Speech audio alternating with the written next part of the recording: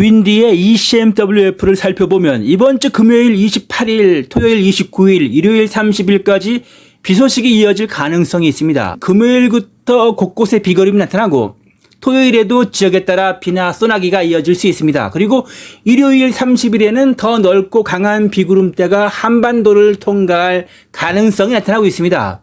그런데 이번 주말 비를 주목해야 하는 이유가 따로 있습니다. 중국으로 향하고 있는 18호 태풍 사우델과 19호 태풍 나라가 남긴 막대한 열대 수증기입니다.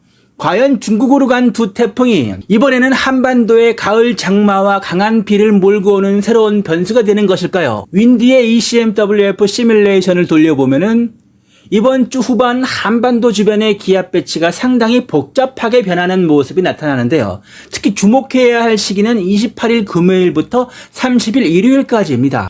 먼저 금요일 28일입니다. ECMWF 시뮬레이션을 보면은 중국 대륙으로 들어간 18호 태풍 사우델의 세력은 이미 크게 약화되기 시작합니다. 태풍의 강한 바람 구조는 무너지지만 저기압성 순환과 막대한 양의 따뜻하고 습한 공기는 중국 동부에 남아 있습니다. 그리고 중국 남부 쪽에는 제19호 태풍 나라가 지나간 뒤 남겨진 저기압과 수증기도 존재합니다. 그러니까 중국 대륙에는 서로 다른 두 열대 시스템이 공급한 고온 다습한 공기가 남게 되는 것입니다. 여기서 중요한 것이 있습니다. 태풍이 소멸했다고 해서 태풍이 가지고 있던 수증기까지 갑자기 사라지는 건 아니죠. 오히려 태풍이 중국 내륙으로 들어간 뒤에도 상당한 양의 수증기가 주변 기압계에 흡수되면서 이동할 수 있습니다. 그리고 현재 ECMWF에서는 중국 동부에서 서해와 한반도 방향으로 이어지는 남서풍 계열의 흐름이 나타납니다. 바로 이 흐름을 타고 따뜻하고 습한 공기가 한반도 쪽으로 이동할 가능성이 있는 것입니다. 28일 금요일에는 아직 한반도 전체를 뒤덮는 강력한 비구름대가 뚜렷하게 보이지 않는데요. 하지만 지역에 따라 비구름이 형성되기 시작하고 이 대기가 점점 습해지는 모습이 보입니다. 그리고 하루가 지나 29일 토요일이 되면 상황이 조금 더 흥미로워집니다. 중국 내륙으로 들어간 18호 태풍 사우델의 잔존 저기압이 서쪽으로 이동하면서도 그 동쪽에서는 계속 남서풍 계열의 바람이 한반도 방향으로 불어옵니다. 남쪽에는 19호 태풍 나라가 남긴 수증기까지 존재합니다.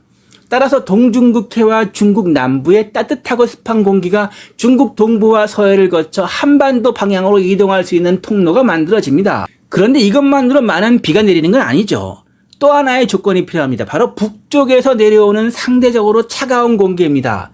현재 늦여름 한반도의 날씨를 결정하는 가장 중요한 변수 가운데 하나가 바로 북태평양 고기압입니다.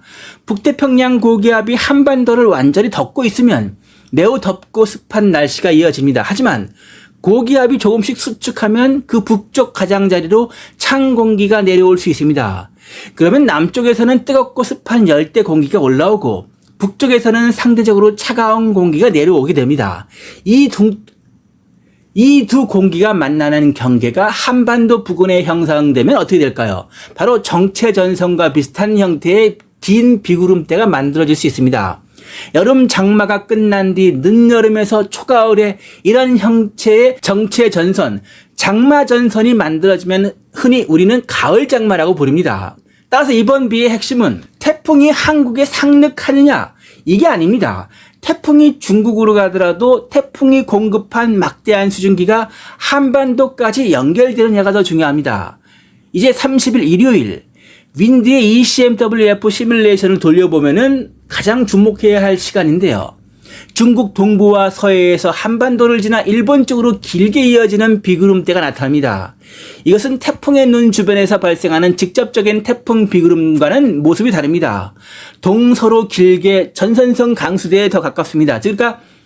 그러니까 북쪽의 찬 공기와 남쪽의 따뜻하고 습한 공기가 만나는 경계에서 비구름대가 강하게 발달하는 모습입니다.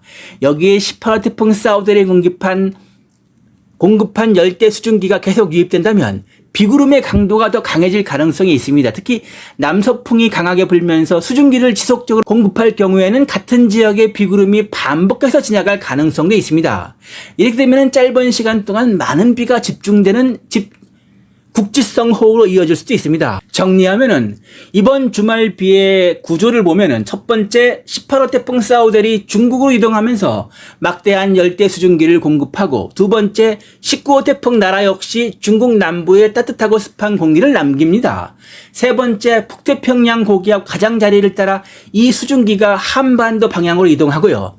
네 번째 북쪽으로 내려오는 기압골과 북쪽에서 내려오는 기압골과 상대적으로 차가운 공기가 이 수증기와 충돌합니다. 그 마지막으로 그 경계가 한반도 부근에 머물면 정체전선, 장마전선 형태의 강한 비구름대가 만들어질 수 있습니다. 하지만 이것은 분명히 ECMWF의 며칠 뒤의 예측이죠. 전선의 장마전선의 위치가 불과 100에서 200km만 달라져도 비가 집중되는 지역은 크게 바뀔 수 있습니다.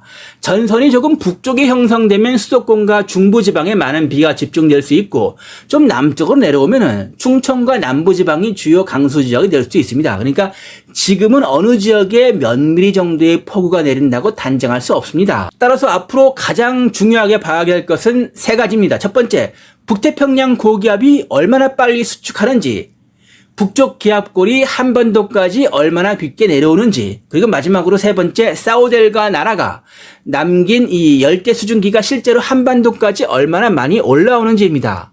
이 세 가지 조건이 동시에 맞아떨어진다면 이번 주말, 이번 주에 한반도에는 늦여름 장마와 같은 강한 비가 나타날 가능성이 있습니다. 앞으로 발표되는 대한민국 기상청의 예보와 ECMWF 등의 변화를 계속해서 지켜봐야 하겠습니다.